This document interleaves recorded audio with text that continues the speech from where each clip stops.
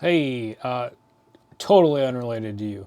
Someone just left me a kind of annoying comment on my YouTube channel, so I feel the need to do something good for the world. So you're getting a quick little review.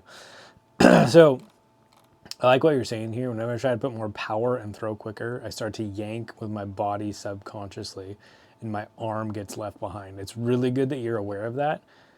You're miles ahead of everyone else, so you understand you're collapsing your shoulder. Any tips to how to overcome this? Other suggestions also welcome. So, I mean, you know what you're doing. What? I don't know what Zuckerberg's website is doing. Now playing somewhere else that you can't see. Yeah, I was trying to maximize it. Hey, there we go. So, slow down. I will, no one else has said this, so I will give you this part of it. Like, yeah, we can worry about fixing your brace leg and not opening the front leg quite as much, getting the bone stack better in the front leg, but that's not the biggest thing. The biggest thing is your elbow slot. So you're here. I'm going to click pause and try to go one frame forward. Your shoulders are going to move and your arm isn't. That's collapse. The reason there is collapse, let me get my draw tool thingy. Johnathan, forget his last name, I think it's Right, just came out with a video talking about all of this. Your shoulder plane is up here, barring any extreme hyzer tilt. Your elbow plane is down here. So if we try to draw those with perspective, like a cardboard circle that is your, perspective is horrible. I hate everything. Your shoulders are up here and your elbow's down here. Your elbow's too low. So if you can get your elbow up higher to where it's closer to on the shoulder plane, that will help. It will also help if you protract your shoulder. So if this angle is not so acute but is wider. Let me show you those things on a human. Let me get you some light. Is my microphone working? Yes, it is. It's always good when you're recording and you check that your microphone is working 2 minutes into the video. So, protract. So first of all, the idea is you want your arm to exist up here at shoulder height.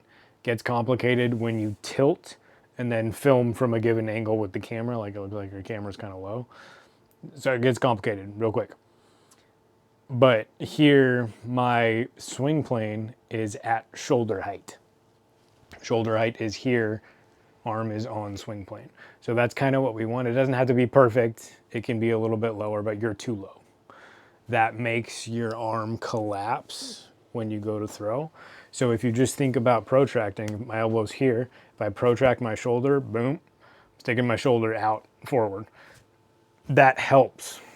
Neil from Stepwise Disc Golf made a video on this and made it very clear. It's an idea that's been around, but he has an excellent video showing it. Go look that one up. And then Johnathan has a video where this is as high as my arm can go unless I let my scapula rotate this way. So on my back, my scapula is gonna, I don't know the anatomical term for it, but it's gonna rotate this way. So your scapula is a little triangle like this, and it's gonna go zip that way. So I can't get my arm higher than this without my scapula moving. If I move my scapula and then roll this thing over, now this way is up as far as my shoulder joint is concerned. And my arm can't go up anymore. So if I make up backwards, then my arm cannot possibly collapse. Like it can get close to my chin, but it can't do this. This happens because your scapula is down, your shoulder blade is down.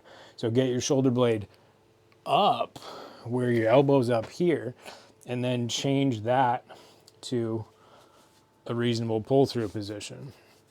So my shoulder's still protracted because I'm square to you, but you can see a ton of this shoulder. I'm doing this reach over thing. That locks your shoulder into a position where it cannot collapse. Like it could, but you'd break something. There's physical bone and muscle structure in the way. Do that, throw from there. Boom. You won't collapse, your problem will go away. You'll get 50 feet more distance. Then you can worry about cleaning up the lower body stuff and all that. But the problem is you're pulling through here, and that can collapse.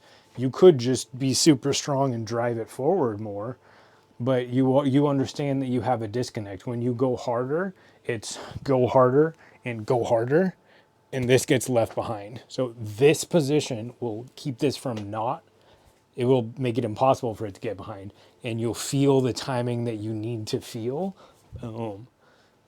to not collapse the shoulder joint. Then once you have that on board, then you don't have to necessarily do this exaggerated position anymore. If you don't want to, you could, but that'll help you feel the timing that you need, where your arm is not getting behind. Then you can find that timing with a more active arm and a lower elbow slot if you want to, and then you can tune up all the lower body stuff that people are talking about. So hope that helps. Good luck.